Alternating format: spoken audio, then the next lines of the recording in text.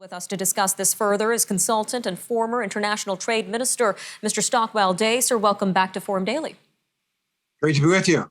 Now, we mentioned a lot of controversial points and tension points around this EV dispute between the U.S. and Canada. Can you give us a quick overview of the situation? Well, sure. And listen, we want to congratulate, I think we need to congratulate the federal Liberals for pushing hard on this. And they need to also realize, though, this is a very big election item also for the Biden administration coming up to their midterms. So they are not going to back off, in my view. I appreciate the pressure we're putting on them. I don't know that that's going to work. I think the Prime Minister talking about equalizing the subsidy on the Canadian side is probably going to be more effective. And where it's going to put the pressure, ultimately, I believe, is going to be on Premier Ford. Because as you know, you've got the provincial Liberals with an election coming up in June in Ontario saying they'll put up about an $8,000 rebate. Got the Prime Minister saying they might put one up. We know that rebates work in terms of getting people to buy.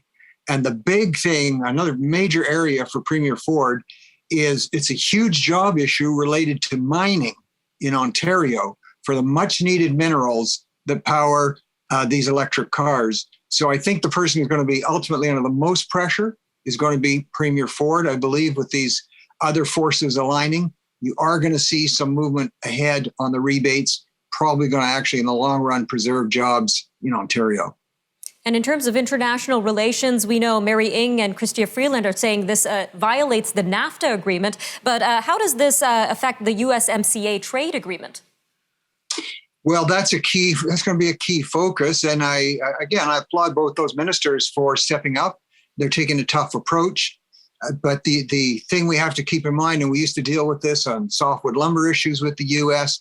and so many other areas, even when we would win them in court, for instance, on the softwood lumber, the U.S. would say, yeah, okay, you won in court, but, you know, we've got our own issues, so we're going ahead. So that's what, unfortunately, we're up against, is this electoral imperative coming out of the U.S. The Democrats are not going to allow anything to happen to cause any job loss.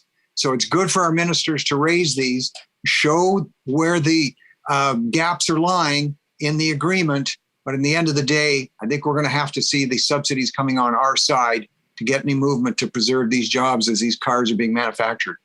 All right, Mr. Day. Well, while Canada and the U.S. are not seeing eye to eye over this electric vehicle dispute, they are united in a diplomatic boycott of the Beijing Olympic Games. So what have been the recent updates to this boycott and the reactions to it so far? Well, these are really heart-tearing decisions, and I've seen a lot of these over the years. I can remember in 1980 when Canada made a decision to boycott the Moscow Games, along with most of the free world at the time. But, you know, there's some real downsides to that. I'm all for governments deciding they are on a diplomatic or political level going to boycott games, but I always say leave the athletes out of it.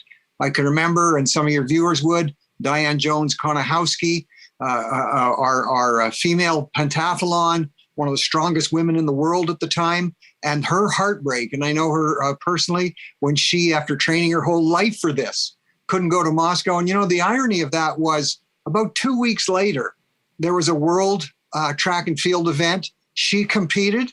The winners, the Soviets were all there who had won at the Moscow Games. She beat them all.